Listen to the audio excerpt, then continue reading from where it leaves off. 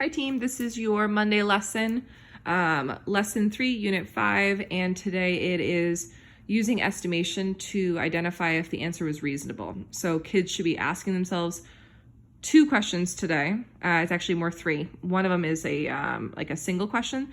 The first question that kids should be asking themselves when they're dealing with a 4.oa.3 problem, which is any multi-step word problem, the first question they should be asking themselves is, what's the big problem? And are there any little problems I need to solve before I can solve my big problem? The second question you should be hearing kids ask themselves is my answer reasonable? I can check if it's reasonable by rounding before I solve and see if my actual answer is close to my rounded value. That proves if the answer is reasonable. So 2-ish ideas today. The first idea is around the sequence of solving big problem, little problems. And the second is around the reasonableness of a problem. Last week, you didn't really have any multi-step story problems. You were dealing with the remainders. Today, it's all about multi-step story problems. So I want you to watch as I ask myself those questions. So today, today, the new math skill that you want kids to walk away with, which is going to be your TTED, is I can identify if a answer is reasonable, and we need to identify that reasonable for kids means close to or accurate by rounding first and then seeing if the solved value is close to the rounded value. Your key scholar thinking questions today that you want kids to be able to vocalize is, the first thing I do is ask myself, what's the big problem? 2, are there any little problems to solve before the big problem? And then 3,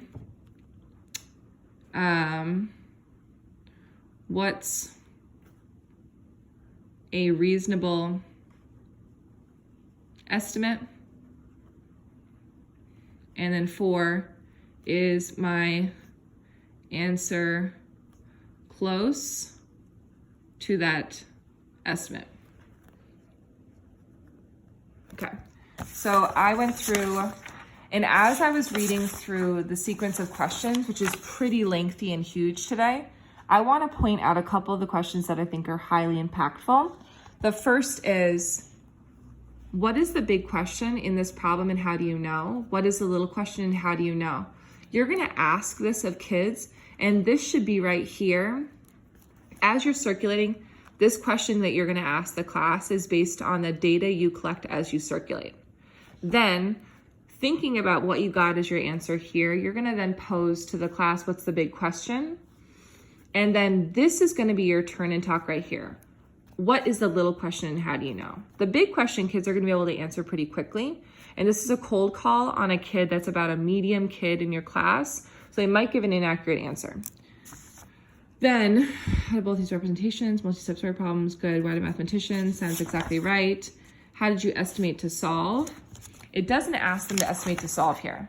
It just says estimate down here when you round first and calculate second. So this is the answer to why did you round first and then calculate second, is because it literally tells you to do so in the story problem. So this is stupid. Instead, how did rounding first and then calculating second help you? That's the question that you actually want to ask. And this is going to be another turn and talk question where you're circulating to collect data and then calling on a middle level kid to start to move the conversation forward. Again, not a high kid, because that's going to give you the answer right away. So here we go. These are the 2 things that I stamped earlier. When we're solving multi-step story problems, how can we figure out all the parts of the problem? This is, I asked myself, and this needs to be on a visual anchor. What's the big question? What's the smaller question? Or the little problem and the big problem? And then how does estimation help us? It helps to see if we have an accurate answer. So you want kids, if they're gonna actually be thinking about thinking, when I'm solving multi-step story problems, I, as a scholar, have 3 questions that I ask myself. Question 1, question 2, and question 3 is my answer reasonable? If you don't give them access to those thinking questions, and if you don't hear kids asking themselves that during workshop, then you haven't done your job. I did the work in advance today. So first, you have to get them to ask themselves, what's the big question and are there any little questions? I left this part blank because I want you to see how I do it. I know that the big question, and most of your kids will come here right away, is Wednesday's potatoes. I'm actually going to shift over here and craft a plan. My plan can also be down here in the represent. My plan is task 1, task 2. The first task is based on what's the big problem. My big problem is Wednesday's potatoes, but I can't find Wednesday's potatoes because I currently don't know. I know the total, I know Monday, I know Tuesday, but I don't know Wednesday. In order to find Wednesday, what do I need to know first? Well, the first thing I need to know, the little problem, is what Monday plus Tuesday is, and then how much actually of the little problem, sorry, I actually don't need to do, and how much is left is Wednesday. So my first task is to add Monday plus Tuesday.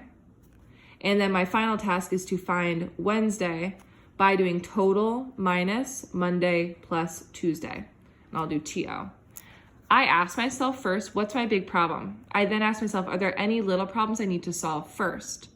Then I ask myself, when I know the sequence that I'm solving in, what is the closest estimated value?